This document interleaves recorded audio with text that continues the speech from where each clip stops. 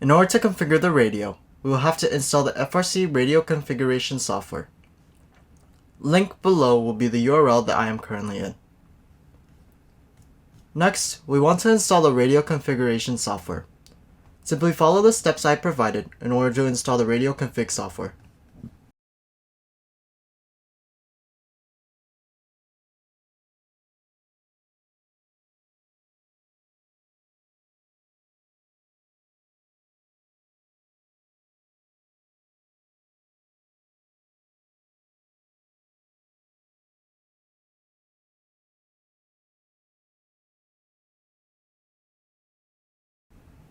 Once installed, we will start up the program where we are prompted to choose the network interface to connect to.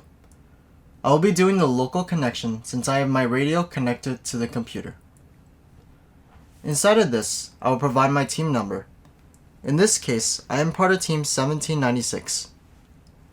After that, we will set up a name in order to differentiate this radio from others. I will call this our test programming, but you can name it anything you like. Lastly, we will configure it and we should be finished.